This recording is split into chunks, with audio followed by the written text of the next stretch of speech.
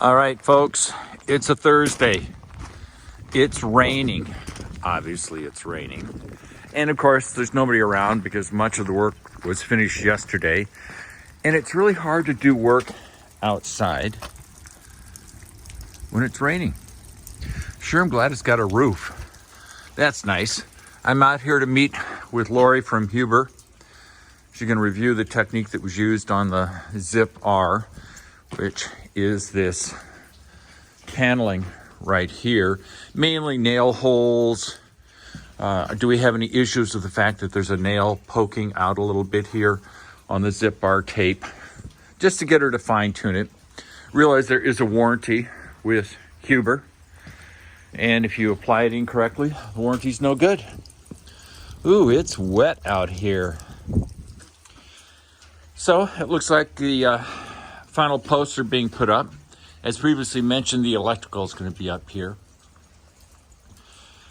And inside the building, can't see anything.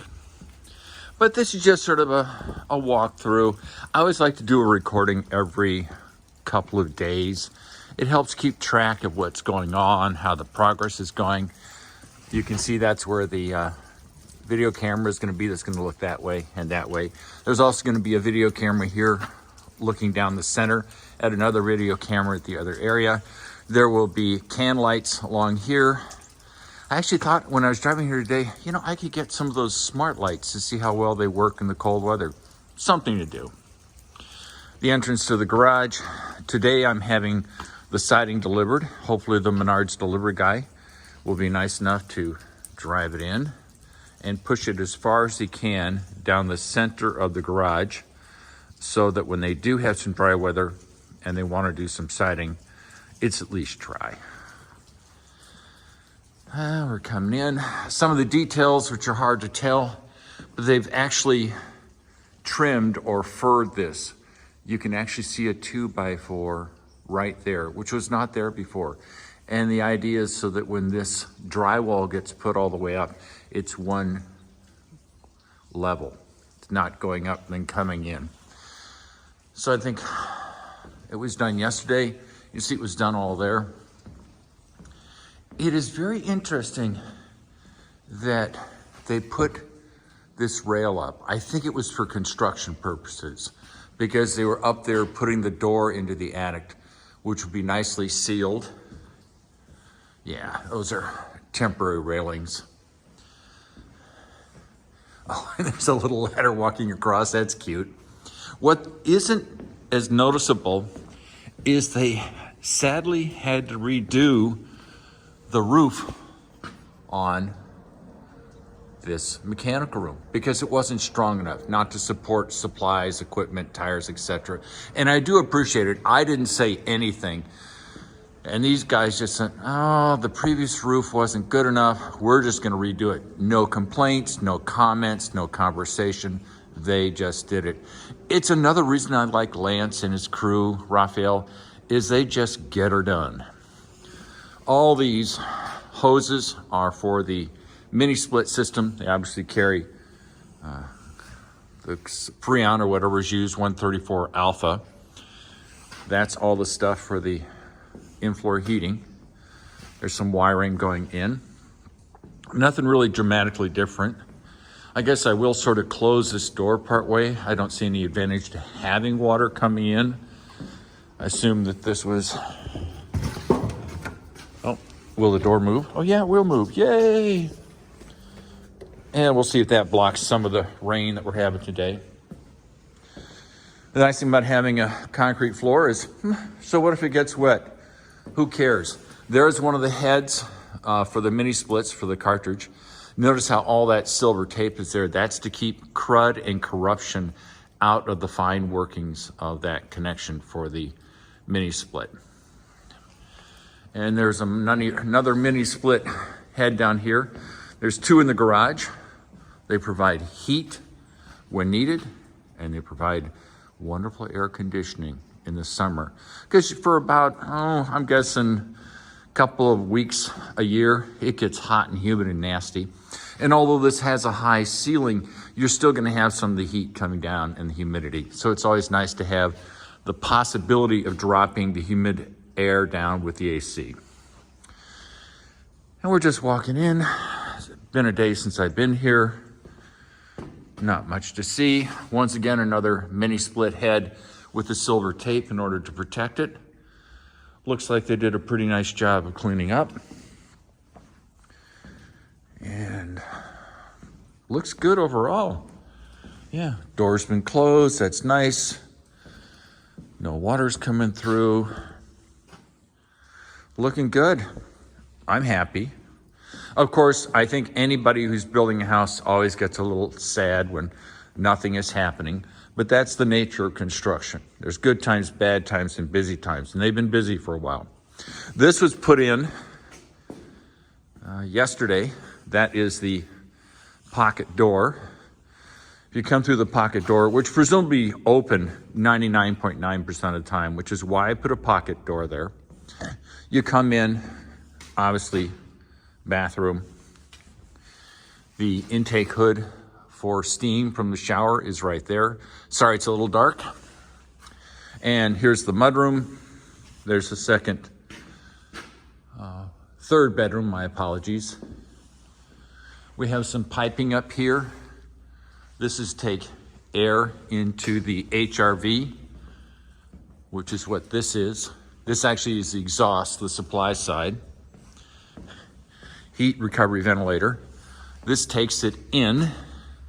I had it placed over the shower because all the steam really results from the shower. You see that a lot of people put this exhaust hood somewhere in the center of the bathroom. I've never understood that. It's made no sense to me at all. Why not put the exhaust hood near the site where 90% of the moisture is generated, which is the shower? So they were nice enough to do that for me. Looking good, just doing a little record of what's going on. Another mini split head there. Yeah, it's looking good. And the puddle's getting smaller. Yay! That's been there for 10 days from the previous rainstorm. We didn't have the roof on. Looking good. Supply line. Kind of neat how they use the PEX tubing to go to the copper tubing, which then supplies the toilet.